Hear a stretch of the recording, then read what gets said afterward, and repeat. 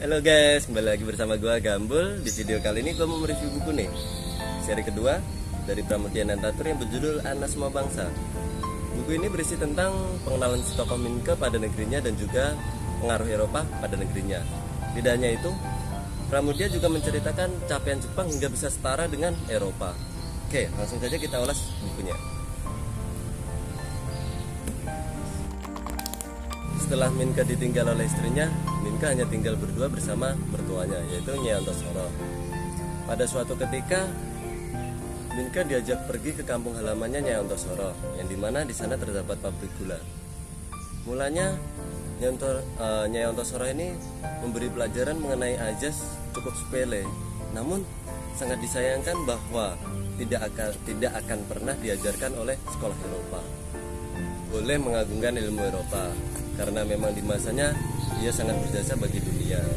Namun sangat disayangkan bahwa tidak ada ajaran yang mengenai ajas bagaimana pribumi terapkan kala itu, sehingga hanya ketidakadilanlah yang didapatkan pribumi kala itu. Ya begitulah sekiranya yang diajarkan Nyai Antosoro kepada Minke. Setelah Minke mulai merasa ada kejanggalan pada negerinya, Minke mulai memutuskan untuk menulis kembali.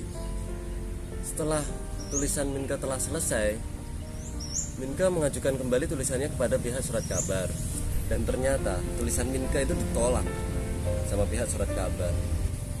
Karena Minke merasa kecewa, Minke akhirnya memutuskan untuk keluar dari pekerjaannya itu. Tanpa Minke sadari, berdasarkan hal tersebut, betapa berpengaruhnya Eropa pada surat kabar. Tulisan yang akan menguntungkan bagi Eropa akan diterbitkan sebaliknya. Jika tulisan itu tidak menguntungkan bagi Eropa, maka akan dilarang terbit. Hal inilah yang bisa melanggengkan kekuasaan Eropa di India.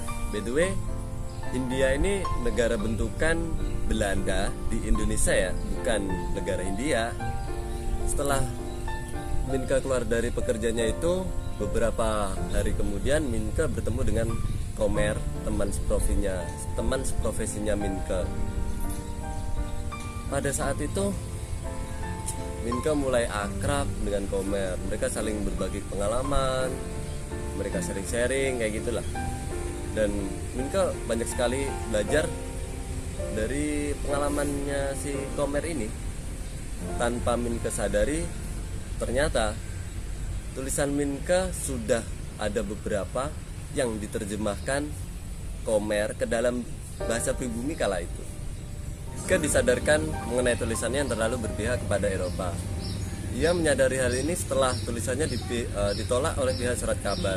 Hal ini dikarenakan tulisannya berisi tentang ketidakadilan.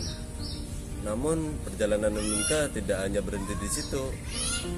Minke mulai mencari pekerjaan di berbagai perusahaan, dan Minke pun juga mengalami banyak sekali penolakan di berbagai perusahaan. Ya mungkin saja perusahaan yang Minke samperin ini sudah bekerja sama dengan perusahaan si A atau perusahaan yang didiemin Minke dulu. Yang jelas ketika perusahaan A dan B bekerja sama dan perusahaan A sudah membuang sesuatu yang menurutnya bisa merugikan perusahaan, kemungkinan besar jika Minke berusaha untuk masuk ke perusahaan B, kemungkinan besar pasti juga ditolak, karena mungkin pada dasarnya juga kedua perusahaan ini tujuannya sama. Tetapi Minke tidak pernah berputus asa. Di samping itu, si Komer juga membantu Minke untuk mencari pekerjaan di banyak perusahaan. Dan pada akhirnya Minke diterima di satu perusahaan.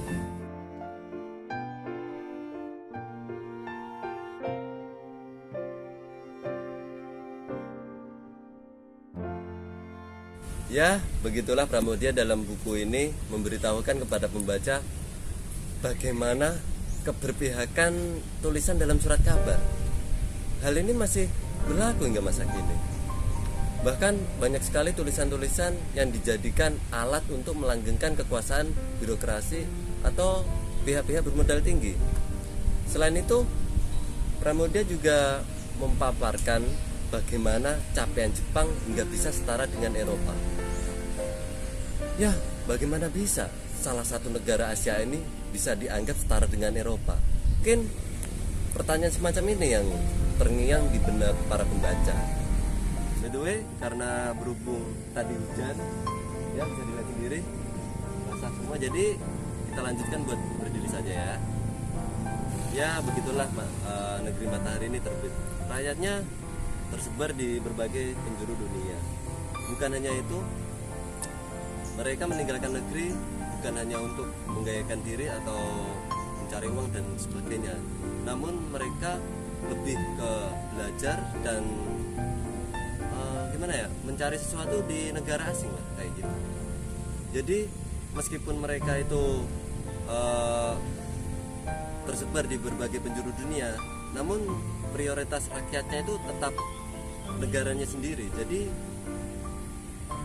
ya, jadi seperti itulah bagaimana Jepang bisa setara dengan Eropa itu karena mereka tidak melupakan negaranya sendiri. Lain halnya dengan Indonesia, masyarakatnya sebagian besar lebih suka ilmu barat atau mengagung-agungkan ilmu barat lah, kayak gitu lah. Lantas bangga dengan ilmu hingga enggan dengan bangsanya sendiri dan menganggap kolot bangsanya sendiri. Inilah yang menyebabkan Indonesia sulit untuk menyaingi bangsa Eropa, lalu menyombongkan ilmu untuk diri sendiri. Ya, keberhasilan Jepang inilah yang bisa menampar Minke hingga ia tersadar pada kenyataan bahwa dia seorang penulis yang sangat enggan kepada bangsanya sendiri, hingga dia sampai lupa bahwa bangsanya sendiri adalah sumber abadi pada tulisannya. Jadi di video kali ini kesimpulan menurut gua sih,